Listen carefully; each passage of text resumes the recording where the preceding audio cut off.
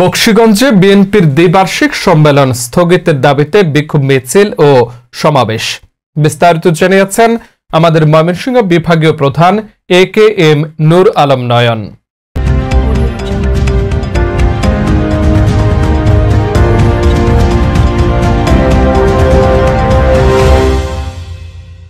বাংলাদেশ জাতীয়তাবাদী দল বিএনপির বকশীগঞ্জ উপজেলা ও পৌর শাখার দ্বিবার্ষিক সম্মেলন স্থগিতের দাবিতে বিক্ষোভ মিছিল অনুষ্ঠিত হয়েছে। শনিবার 15 ফেব্রুয়ারি দুপুর 2টায় বকশীগঞ্জ উপজেলা বিএনপি ও পৌর বিএনপির ত্যাগী নেতাকর্মীদের ব্যানারে পৌর শহরের মধ্য বাজার থেকে বিক্ষোভ মিছিল বের হয়। মিছিলটি পৌর শহরের বিভিন্ন সড়ক প্রদক্ষিণ শেষে মধ্য বাজার পথসভায় বক্তব্য রাখেন উপজেলা বিএনপির সাবেক সভাপতি ও সাবেক উপজেলা পরিষদের চেয়ারম্যান আব্দুর রউফ তালুকদার।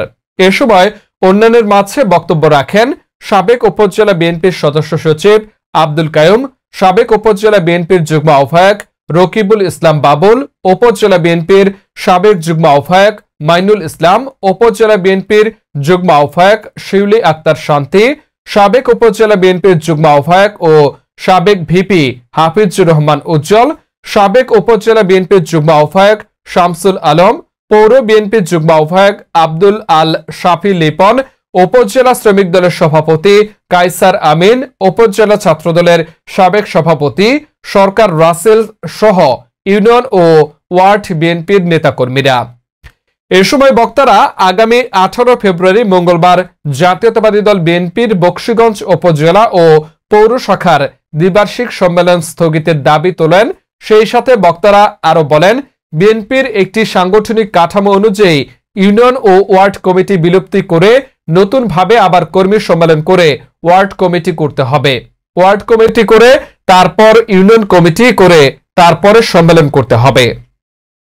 নিয়ম হচ্ছে 90 দিন পরে কমিটি হওয়ার কথা সম্মেলনের মাধ্যমে, কিন্তু এই আহ্বায়ক কমিটি তারা 4 বছর ধরে কাজ করছে।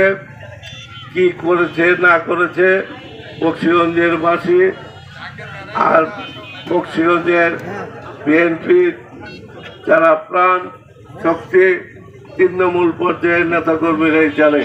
আমি সেদিকে যেতে চাই না।